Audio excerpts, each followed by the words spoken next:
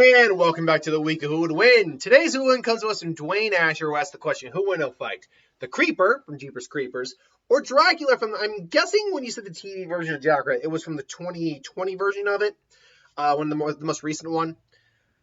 Look, they're both supernatural entities on some level. It's still not exactly stated what the Creeper is, but it's believed that he's some sort of demon.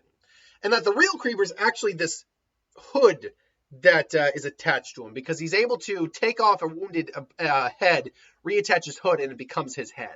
So it's believed that this is it's like a parasitic demonic entity of some kind. It doesn't seem to be hurt by anything holy, but it's something like that. Or they're going to say it's an alien. Who knows?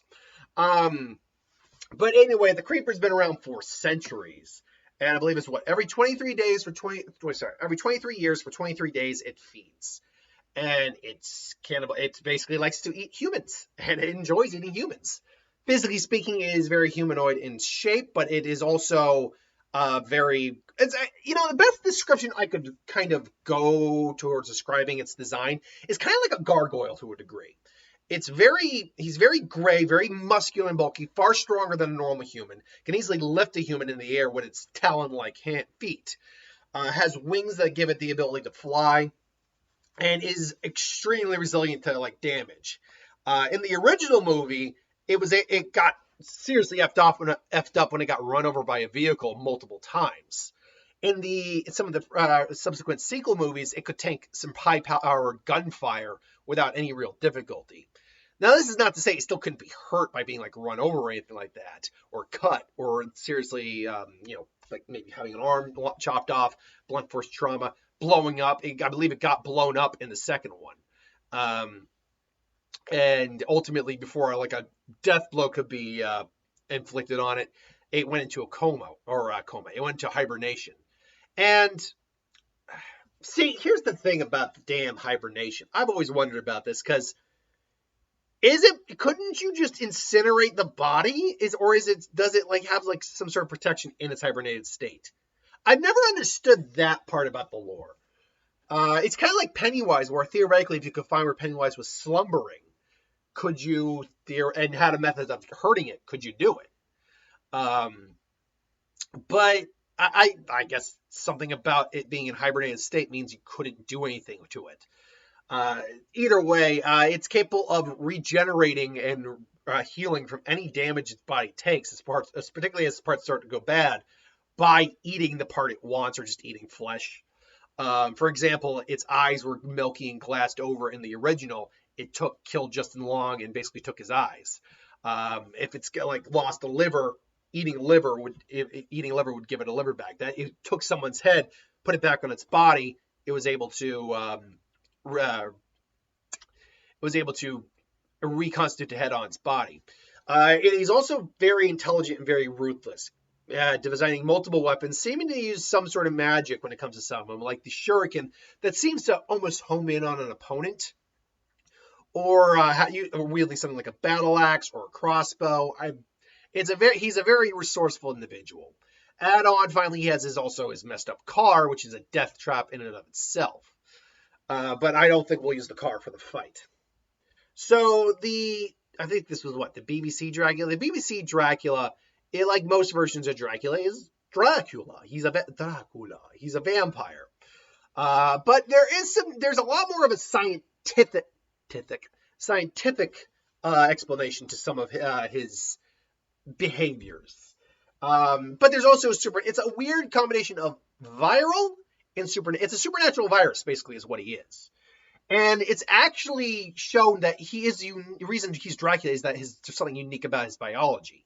Normally, what happens is people either turn into these weird zombies and just come back, or anyone he turns into a vampire is just kind of like this Renfield, balding, just hungered vampire. But as Dracula, he's, again, physically stronger than most humans. That's just the par for the course. He's capable of creating hallucinations. There is some difference in the lore, though. It's not that he can't see his reflection; is that his reflection is kind of his reflection shows him for how he sees himself, which is a disgusting monster. So that's why he hates mirrors. He also gains knowledge through the drinking of blood. He will gain information, learn about individuals, their lives, their family, their loved ones through drinking their blood. And furthermore, that knowledge is robbed from you. So it's very he's very methodical and intelligent. But this is also a double-edged sword. He believed apparently for the longest time that he could not be out in the sun because he would burn, but this is because this is beliefs people had come to believe about him, and by drinking their blood, he also came to believe them about himself.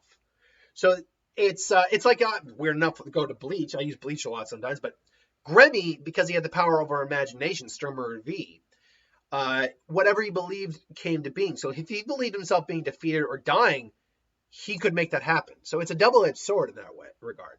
He ultimately met his end when he drank the cancerous blood of like the last Van Helsing, and that cancerous blood, he died from it. There's not much actually to say in a fight here. One, we don't see Dracula engaged that much in physical altercations, so, and I didn't see a lot of the series, but I do remember the series, and I've seen breakdowns of it and all that, so we don't see a lot of him interacting with in a physical manner, but we know he's physically more powerful than, say, a normal individual. But unfortunately, if we're talking about what we've seen demonstrated by this Dracula versus the Creeper has nearly every advantage you could have over him. If we're using Dracula by the end of the series where he realized you could be out in the sun, the fight could take place night or day. It would have to take place during the 23 days, obviously. So the Creeper and him, maybe you're competing for food. He's going after some teens. The Creeper's doing the same. They're kind of like, what? And you're not human. You're not human. The Creeper doesn't talk, but he's like, meh. It's like, get out of my... And the Creeper's probably like, whatever, I don't give a rat's ass. You're not what I want. And it's like, and he goes out, starts slaughtering some of the kids. Like, no, I want some of these too. Now it's like, get out of my way. And he just tosses Dracula. I was like, okay, we're doing this now. And, he goes in and they fight. Now, I will say this. While we don't know how old the Creeper actually is, how old is the Creeper from Jeepers Creeper? Let's look that up real quick. How old is the Jeepers Creepers Creeper? Say that 10 times fast. Jeepers Creepers Creeper. Jeepers Creepers. Creepers. Creeper. Creeper. Age. Or actually, how old? Let's go. Sorry. How old is the Creeper in the Creeper's truck? The Creeper in Naruto? What? There's a Creeper in Naruto? While the exact origin of the Creeper is unknown, he is implied to be hundreds of years old and been around since the first man walked upright. Okay, so hypothetically, that means this guy isn't hundreds of years old. That means he's thousands of years old. How long has he been alive? Is the Creeper immortal? So that's the thing. Yeah, if he's been around since theoretically the first man walked upright, I mean, using that from a literal scientific standpoint, that would mean he's been around since prehistoric times. If we're using, say, modern man, then like the first society, which I think was like supposedly like Babylonian was the first society, that's still thousands of years old.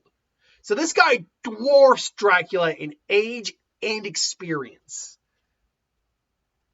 So, I mean, these guys would the ultimate problem I see here is that just physically speaking, Dracula is just not strong enough to do anything to the Creeper.